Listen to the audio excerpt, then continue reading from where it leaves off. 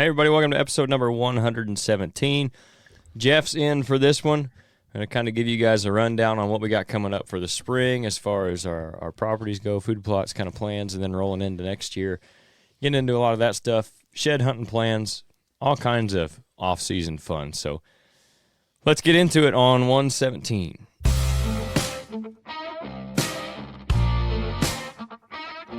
This is the Ridgehunteroutdoors Podcast.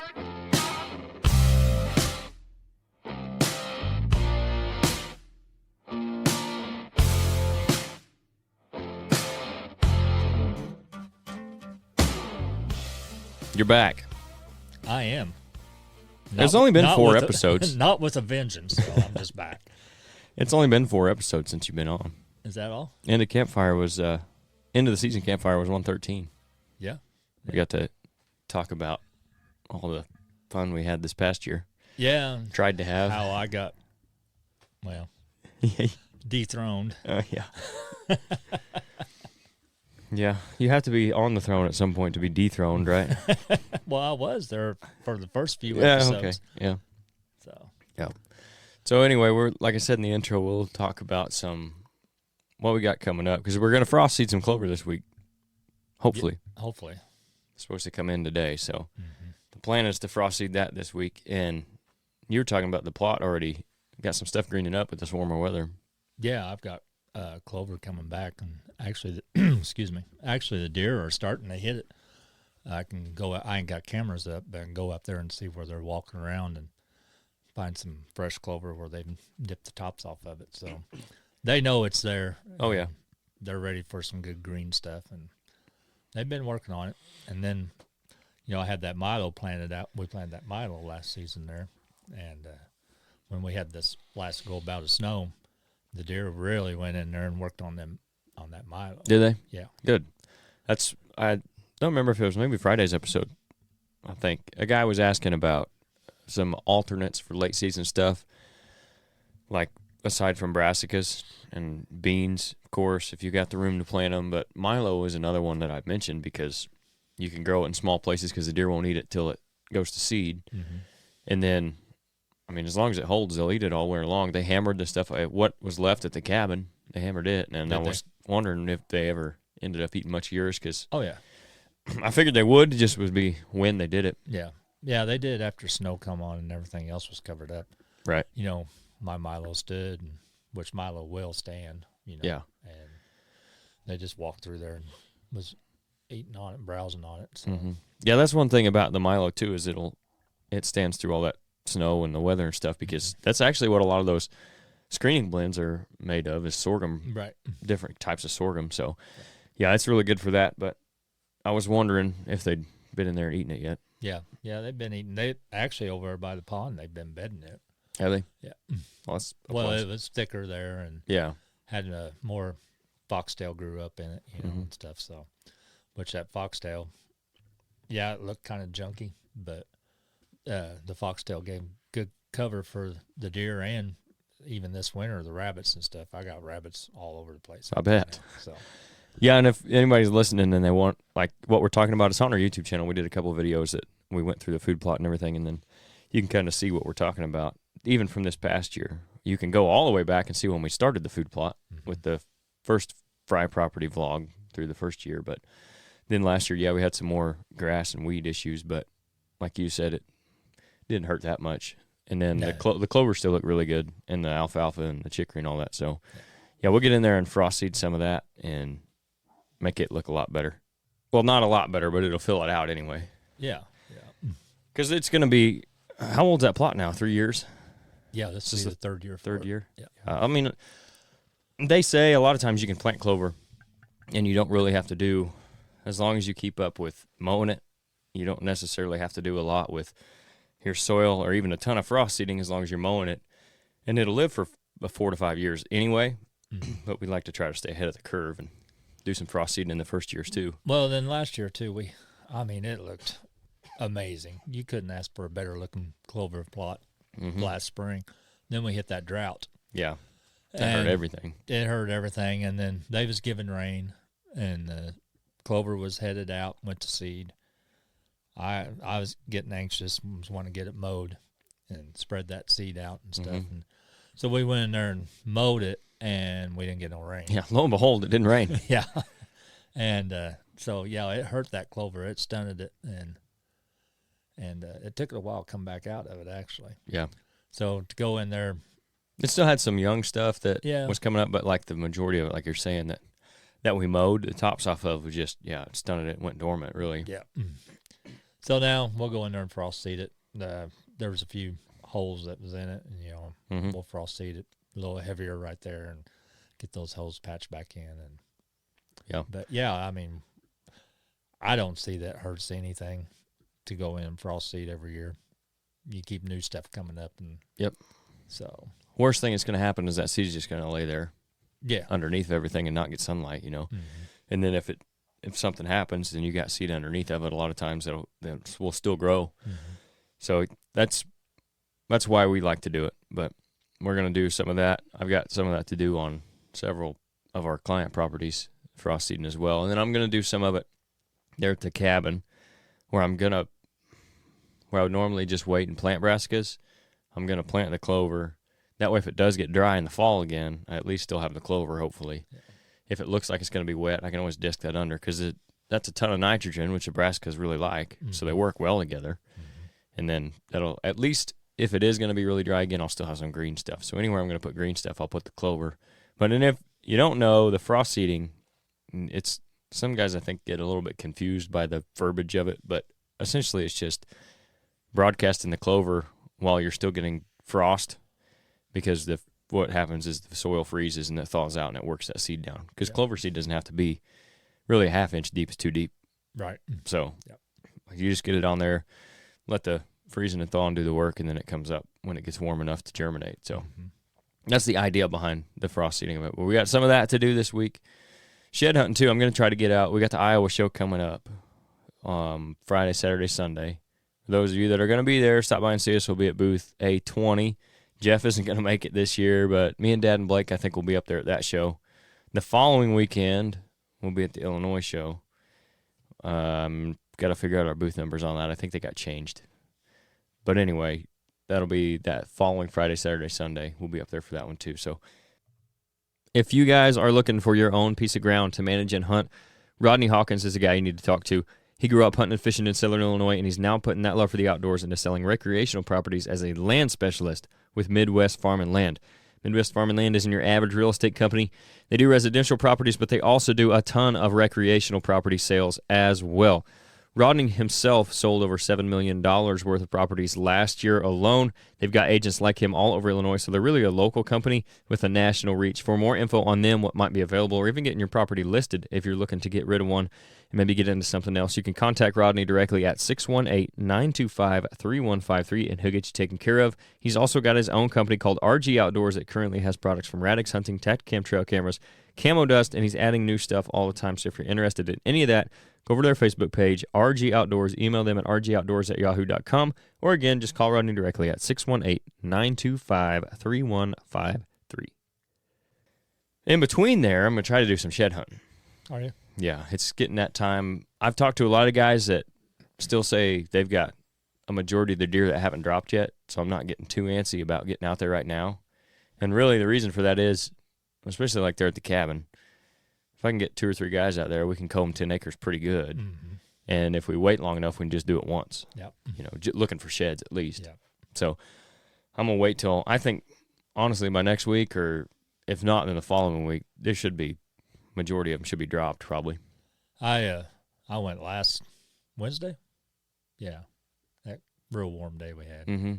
Yeah, me and the Marley dog, we went out and we walked probably 3 miles, and we didn't see a thing.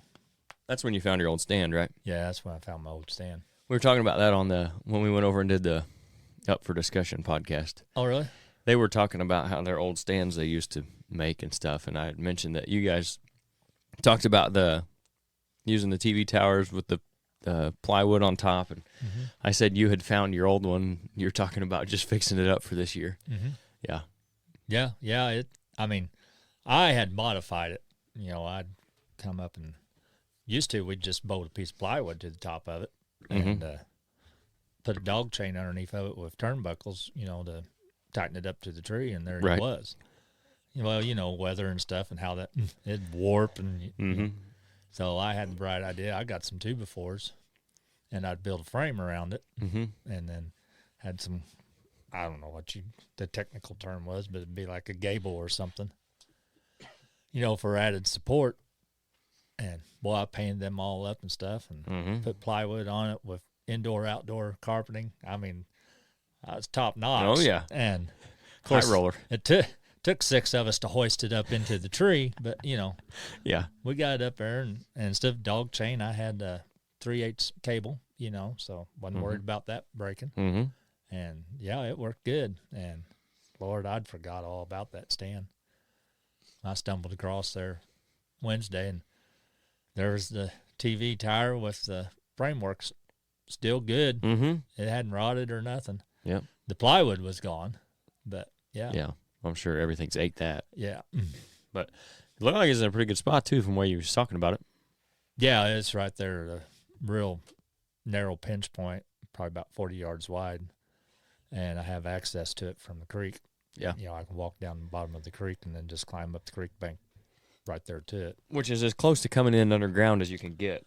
Pretty much. I mean, if you got creek access, that's pretty solid. Yeah, I mean, unless they're standing right on the creek bank and watching you walk under them. Yeah. Or you just happen to be going by crossing while they're crossing it. Other than that, your wind stays down in there a lot of times or goes over the top of you. Your sound stays down in there. Obviously, they can't see you, like you said, unless they're standing on top of the creek bank. Yeah. It's pretty... It's hard to beat that for entry and exit. Right. And the creek's only, normal tide, it's only about 6 inches deep, So. Right. You don't even have to have waders to get in. No. Yeah. No. Which, I mean, there's a lot of guys that if you got even a deep creek, if you got a little canoe or something, guys will throw those in there and get in, which, if you can do it, that's, again, it's a good way to get in and out. May not always be worth it. I've even seen guys with folding chairs on cables going across. Yeah. I wouldn't. Well, that was a river. That was the big river. Creek, a big creek. Big creek, yeah. What we call a river here, but yeah, I wouldn't recommend that. No, that's. I wouldn't want to be suspended 60 feet up. Have you ever told that story? Have I? On here? I don't know. At least described the setup. I don't remember you ever telling it on here. If you guys plant food plots and you don't know who Grandpa Ray Outdoors is, you need to look him up. They specialize in providing the best nutrition for whitetail deer on your property, starting with the soil. They've got a full line of high-quality food plot seed and plant foods with over 14 different food plot blends to choose from. You won't have any trouble finding what you're looking for. They've got fall and spring blends, corn and beans, switchgrass, liquid fertilizer, soil test kits, you name it. When it comes to planting, they've got it. They're not just about selling their products, though. They were started in 2015. John, the owner, has been in the business since 1991. So with that knowledge that he's acquired, he's going to be able to answer any questions you have about what blends would be best for your specific property. That way you can achieve the best results possible. Like us, John and his team don't believe in a cookie-cutter approach to wildlife nutrition. They're going to treat you and your situation individually. We've used tons of their seed on client properties, on our own properties, and the results have always been as good, if not better, than advertised. That's why we partnered with them in the first place. If you want to, go to grandparayOutdoors.com, use the discount code RHO Podcast. That's all lowercase, no space, and you get 5% off your entire order there. You guys need to go check them out if you care about getting the most bang for your buck when it comes to your food plots. So, if you have, it's been long enough ago now, nobody will care. So back in the day, whenever I worked for a big farm, we handled the river, what we call the river. And anyways, the employees was the only ones that could hunt that stretch of property. And all it was just timber between the levee system and the creek. Well, which worked out really well because the deer had to use it. Yes, yes. And I know I'd mentioned before, that's where we set up the management program where if you kill a buck, you have to mount it. Yeah. And so that made everybody, start passing all these small basket racks. And so we started getting some big deer. Yeah. Didn't take about 4 or 5 years. Everybody else noticed we was getting big deer. Mm-hmm.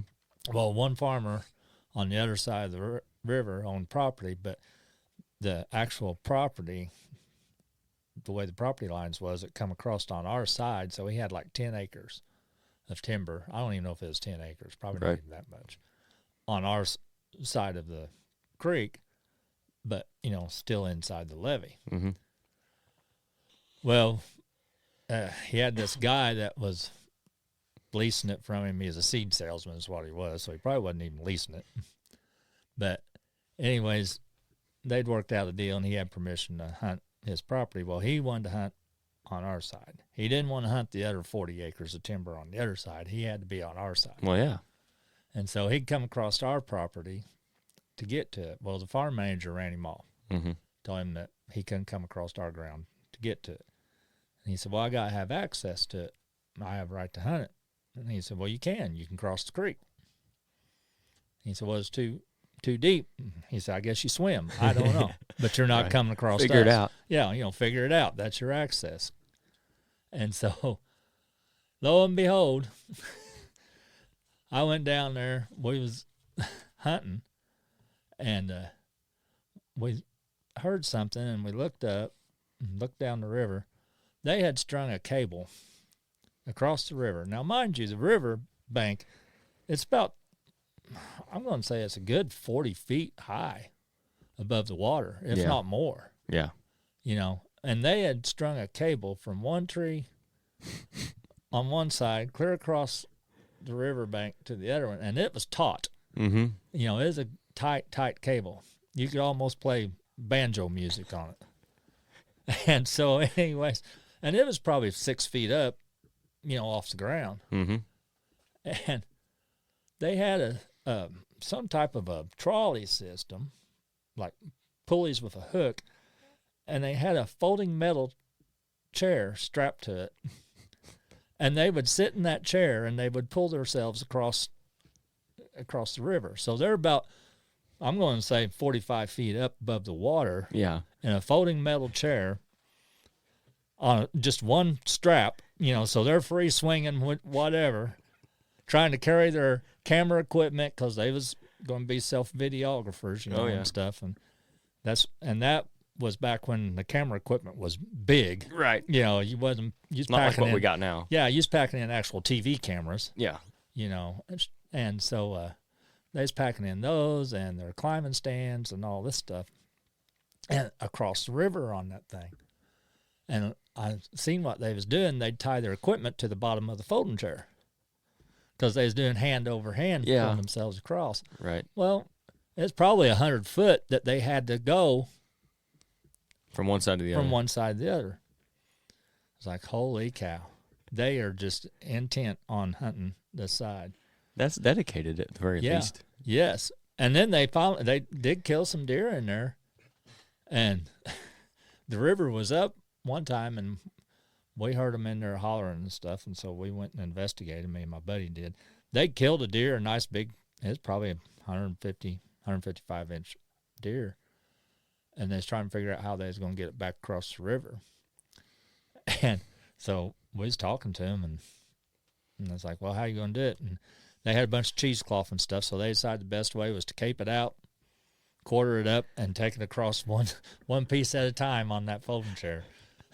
Heck with all that. Yes, and I was like, you know what? I'm not going to stay here and watch this because something bad's about to happen, more likely, and I don't want to be a witness. So right. We just left them to it. But, last time I was down there, that cable was still there with that folding chair. I don't know if they still use it or not, but I don't even know if they still hunt. Right. If they even still hunt around here, because I ain't been down there. Good grief, it'd be 10 years at least. Yeah. So. Yeah, nowadays guys would just take their saddle and they'd hook up over it with their D-loop probably. Yeah, just zip right across. Uh-huh. Yeah, it metal folding chair. It was something. It wasn't quiet, I'll tell you that. I'm sure it was. It's a wonder they ever killed anything. I know it. Probably scared them all over there on the way in. Yep. But yeah, it was just when you think you've seen it all, something new. So. The things people will do for deer. Yeah. Yeah, I don't get me wrong. I love hunting them. Yeah, but I'm not going to risk my life. No, I ain't not doing no. I'm not going to free fall 45 feet. Because I was in a metal chair hooked to a redneck trolley. Yeah. A redneck zip line. Yeah. No thanks. No. Ain't worth it. I can't swim, so there's double jeopardy right there. Right.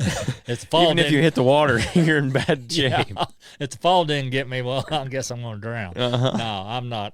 No, sorry. You can have all the deer you want. Yeah. So we've never done anything that dumb. Well, to hunt a deer. Yeah. Anyways, no, I didn't know. I didn't think you'd ever told that on here, but where the heck were we when we started all that? I don't know. As usual, we went off the rails for a little bit. Yeah, typical. Shed hunting. Were we talking about shed hunting? Oh, yeah. Where's back on that? Because you went. We was talking about my stand there next to the creek. Anyway, you went last Wednesday. You didn't find anything. No, I didn't find nothing. Actually, I seen a couple of young bucks still had both sides. However, my neighbor, I was walking Marley dog down the road the other night after work, and they come up on their side-by-side, and he said, hey, look in the back. And I looked back there, and he'd found both sides to a basket rack 8 just down the road from me. He said they was laying about 10 feet apart, so yeah, out by a wheat field. So the off season is upon us, and we all know that the path to success next season starts now. To consistently harvest mature bucks, you need to make the most of the upcoming months, and to do that, you need a solid plan. That's where we can help. If you guys want to improve your property to reach its full potential for wildlife, reach out to us about a consultation. We'll spend time getting to know your property and your goals for your deer herd and use that knowledge to develop a wildlife management plan that will help make the most out of the ground that you have. You can contact us through our website or social media to get started today. Which makes sense because right now that's where that's the food. That's the food. But if you got food right now or if you can find where they're feeding at, that's where you're going to find sheds. Yeah. A bunch of them. Yeah. Or at least on the way to and on the way from that food. That and bedding areas. I always had good luck finding them in bedding areas where bucks would get up and stretch and shake, and everything. And usually when they'd shake like that, their horns, our antlers would fall off. So the only set I ever found there at the cabin was like that. It was right by a cedar tree, and they were just laying. Looked like he just stood up out of his bed and shook his head, and they both fell off. Yeah, and they were right there about 5 foot apart. Yeah, which is best way to find them.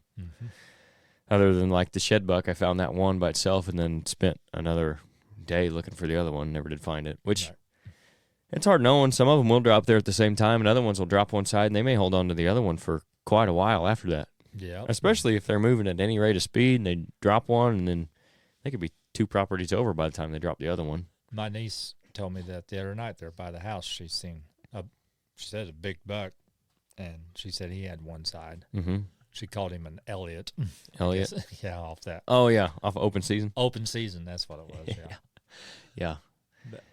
Yeah, some of them will hold that one side for a considerable amount of time afterwards, and I don't know why that is, because I think they're supposed to drop when their testosterone levels go down, so I don't know why they hold one side or the other longer, but anyway, some of them do, so it's not like just because you find one side, you're going to find the other side, but it is worth looking. Yeah. Most of the time, they should drop somewhat close, but... You got any tips for finding them over the years? Tricks that you found? Not really. I mean, just like I said, bedding areas and feeding areas, and if you can find their travel corridor between the two. But yeah, and that's the thing. If you can a lot of fence crossings. I like where they cross fences or creeks where they have to jump. Yeah, and that sudden shock will usually break them loose. Although one time I did find one in a creek crossing there by where I killed that doe years ago, and the shed was actually, the main beam was jabbed into the creek bank about 6 inches. Yeah. I guess he stumbled and shoved his head in there. He had to take his antler off to get away. Well, sometimes you got to just cut stuff off to get out of there. That's right. But, it is a nice 8-point. Yeah. Oh, well, it's a 4-point shed, right. But you know what I mean. Yep. Yeah, you're just talking about the food and the bedding too, and if you can find one, if you can find trails going away from food, or if you can find trails going away from the bedding, you can usually figure out where they're bedding from the food or where they're feeding from the bed, and then, like you said, along those routes. Because a lot of times this time of year, it's not as random as it is in even October, especially not November, but they're bedding in pretty much the same area, and they're feeding in pretty much the same area, and they're using the same route to get to and from. They don't have any hunting pressure that's pushing them off of it. And if you find they're conserving energy. If you find a travel route with a lot of rubs on it, well, you'll usually find, if there's a buck in that area, which there usually is, right, you'll find some sheds along that path too. Mm-hmm. Yeah, so those are good areas to at least start looking. There's going to be some in random spots. Of course, you always find some in like waterways too, where they come in and out. That's a lot of times where you'll find them coming in and out of fields because they're lower spots, so they like to come up into the field. But sometimes there'll be random ones out in a CRP or something. If you burn them, you'll find them. I had a spot there south of the house, and it was on a ridge, and it was nothing but cedar trees. And, man, that thing produced sheds every year. Yeah. I'd go and I'd usually find more than I could pack out. Yeah. You know. Yep. But I'd always wait till about the second week of March. Mm-hmm. Just make sure that they've pretty much all dropped. Yeah. Yeah. Speaking of burning, are you doing any burning this year? Yeah, I'm going to have to burn that off. Just going to burn all of it except the clover? Whenever I get my tires on, mm-hmm. well, then I'm going to hook onto the bush hog. I'm going to bush hog all that down. Yeah. First, because if not, we'll have yeah. I won't have no pine trees left. Right. That way. Yeah, it's pretty tall, I'm guessing. Yeah. It's tall and it's dry. Mm-hmm. So I'll bush hog that down so that way we can control it better. We'll do some videos on that too. And plus the milo stalks, I don't know if anybody's ever, but you know, milo stalks and corn stalks that are standing, they don't burn worth a crap. No. And so they don't get hot enough to burn up the stalk. No. They'll just charcoal the outside of it, and then you're left with a charcoal mess out there. Yep. So I'm going to bush hog that down at ground level, and then when we're ready, we'll burn it off and let the ground dry out from underneath, and then we'll go in there and work it up. Mm-hmm. Being over there in Jefferson County is different because they got burn. You got to have certain days where you can burn or stuff like that, so I might do a little bit of burning over there. I think they're under a burn advisory today, ain't we? Probably, with the wind, I'm guessing. Yeah. So if I can line the days up right, I might do something of that over there, at least with that milo I got, and then maybe where I'm going to try to put some new stuff. But I'm for sure going to bush hog it down and before I get it ready for next year. But, yeah, I didn't know if you'd plan on burning that this year. And then what's your plan going forwards for the planting season? Because that'll be here in 2 months. Before I'm ready. Right. Not even a little over a month. Month and a half, 6 weeks. I haven't really, I really don't know. I haven't really come up with exactly what I want to do. Are you thinking milo again? No, because I'm going to have to rotate.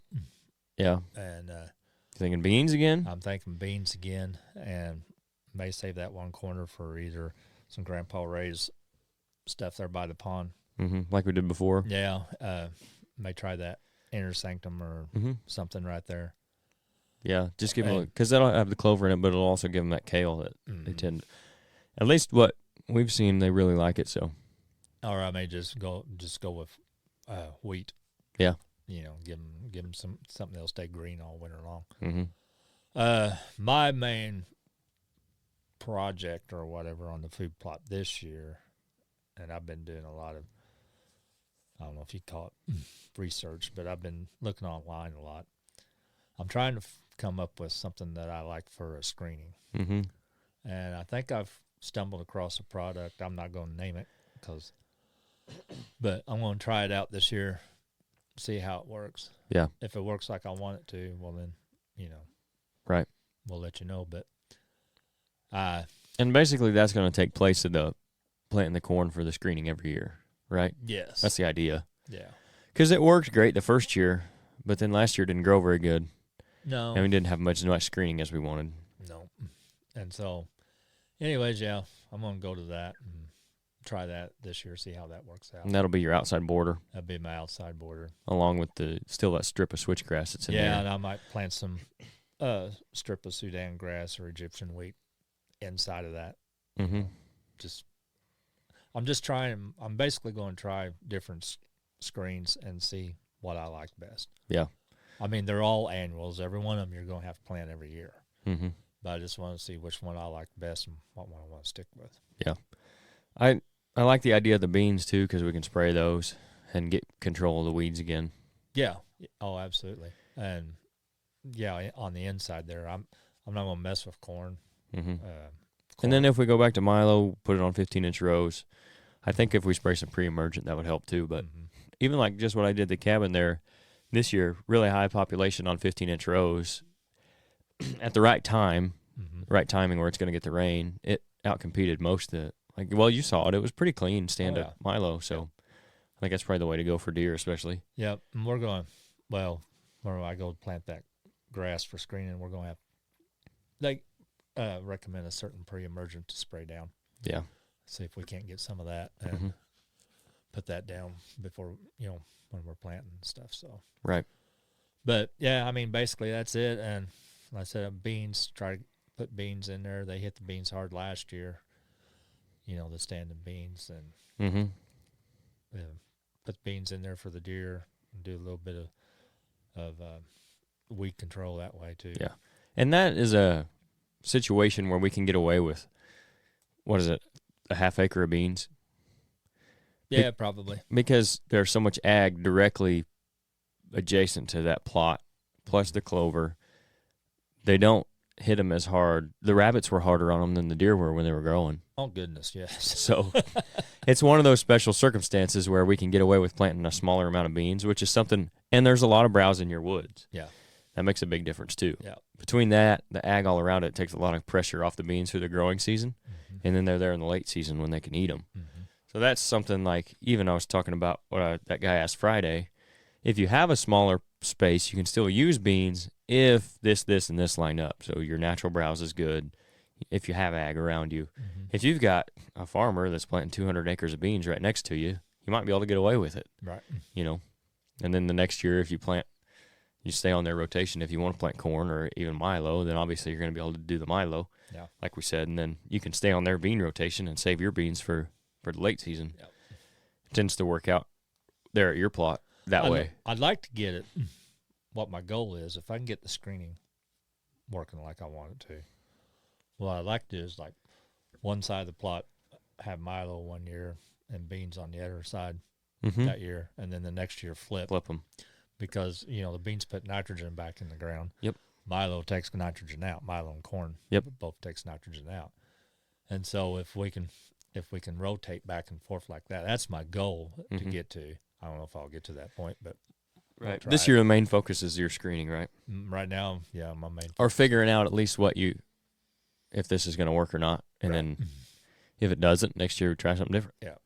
Well, I wish I'd done back years ago. I wish I'd just planted cedar trees all along through there. Yeah. But I'm not going to live long enough to see that work out. So right. So yeah, I guess the grasses is my next option. Yeah. Which even if you have to plant it every year, it's going to be thick. You don't have to worry about stuff eating it. It's cheap. And it's it's affordable. Yeah, you might have to. Well, yeah, I ain't gonna say cheap. Ain't nothing cheap anymore. But yeah, it's more affordable than the corn. Yeah, if you're buying a full bag of corn, even one bag every year, if you're getting good stuff, gets into the wallet a little bit. Yeah, and then you're going to have to put fertilizer down and all that stuff for corn every year if you plant in the same place. Well, you need to put it down every year anyway. Nitrogen, and then spraying it, and then coming back in and fertilizing, following it. Yeah, that's a lot more maintenance than an annual grass.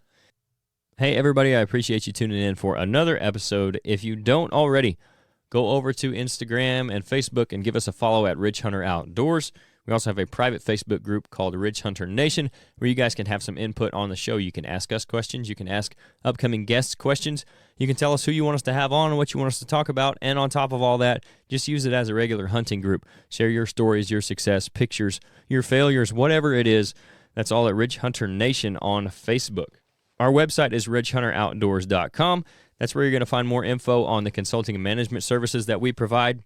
We also have the podcast posted on the website with some other content as well. And we have our merchandise and our food plot seed. And if you find any of that stuff that you want, make sure you use the discount code RHO Pod. That's all caps, no space. And you get 10% off your entire order there. If you're listening on Apple Podcasts or Spotify or anywhere else that lets you do so, make sure you rate and review.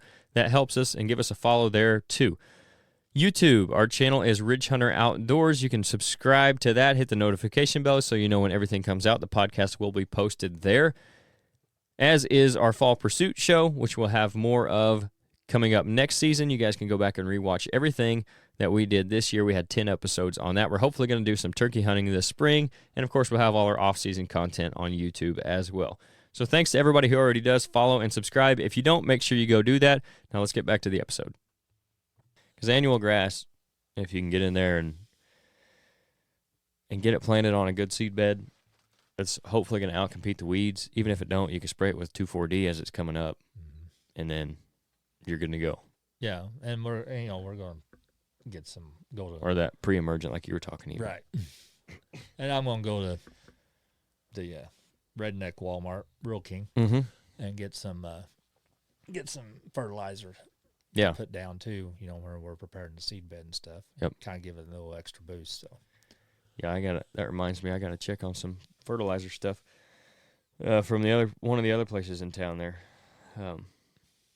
But that's something else that going to be considering coming up. Like especially if you've not done soil tests, getting them done now if you need to do them. I got to do some of that this week because a lot of times, like I think the Whitetail Institute ones that you send in, you tell them what blend you're going to put in, are like 2 weeks. So if you go to your local co-op, I don't know how long it takes them to get a soil test back, but if you do it now, you still got time to put fertilizer down. Right.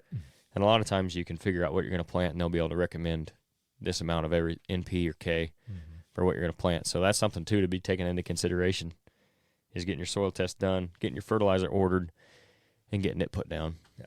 And what's your preference and what did you guys used to do on the farm as far as fertilizing timing-wise with your tillage work? Did you like to do all your tillage work, then come back and fertilize over the top of it, fertilize considerably before, then till after? Do you space them out, keep them close together, or just whenever it worked out? Well, what we would do is after harvest, if we could get in there after harvest, fertilize. Would fertilize it then. Yeah. And let it leach into the ground, or hopefully we could work it into the ground. Mm-hmm. And then whenever we'd like, per se, corn, where we go in there and plant corn, well, then we'd come in and spray liquid fertilizer over the top. Mm-hmm. And then later on for extra boost, we'd knife in anhydrous. I wouldn't recommend knifing in anhydrous for food plot. For food plot. But yeah, you might get some funny looks. I wouldn't be surprised if some people do it, though. If they got the money. Yep. But, yeah. And so, and with the beans, it's basically the same thing. We'd put our fertilizer on in the fall. Mm-hmm. Lime and fertilizer, and work it in. Yep. But you can put it down in the springtime. Yeah, and work it in. It's just, and that's what I'm going to do. We got to get all that. It'll take it a little bit longer to dissolve into the soil, basically, and work in and mix in. But we got to get all that debris and stuff off of there. Mm-hmm. And then work it up. I'll work it up a couple of times, and I'll put some fertilizer on. Work it lightly. Yep. And then we'll do our planting. Yeah. So we got a plan going forward for that somewhat then. Mm-hmm. Yep. Which now's the time of year to do it. If you don't have an idea what you're doing, you need to have one. That way you're not wasting the next couple months, because especially if you're private property, if you're working on food plots for killing your deer, now's the time you need to be locked in the next couple of months, because you could really screw yourself come October, November, if you don't do things right. Yeah. Coming up here in April, May, June. So, and we're getting close to that. March is this weekend. I know. That's why I said I am not even close to being ready. Yep. So time to start getting it nailed down a little bit. You got anything else you want to talk about before we shut this one down? Did we miss anything? Not really. I mean, waiting for some deer stands to come in. Mm-hmm. We're going to throw up. I want to get some ladder stands. I want to get them up this spring. Yeah. I don't like setting ladder stands a week or two before hunting season. No. I want them up early, so. I don't mind to put them up in late August, September, but it's also hot. Yeah. I want to do it now before the mosquitoes and. If you're another thing, if you're carrying them in, like a lot of us are around here, through ag. Yes. It's a heck of a lot easier to do it now than when they're standing beans or standing corn. Yes. Yeah. Yep. So, get those set up. I know where I want to put them at. And so, other than that, I mean, that's about it. I don't plan on putting no cameras up. I don't usually put cameras up till late August. So. Yep. It's been a little slow here the last few weeks, just because there's not been a ton to do, but it's getting ready to ramp up. Yeah. Getting ready to get busy again on preparing for next year. So, everybody out there listening, make sure you're doing the same thing. Get out there and get your checklist made of stuff you need to get done and get after it. That's what we're going to try to do anyway. As long as the funds hold out. That's right. Thanks for listening, guys. We'll catch you again on Friday from the Iowa Deer Classic. I'll have an episode before that, and then we'll bring one to you Monday from the Deer Classic. See ya.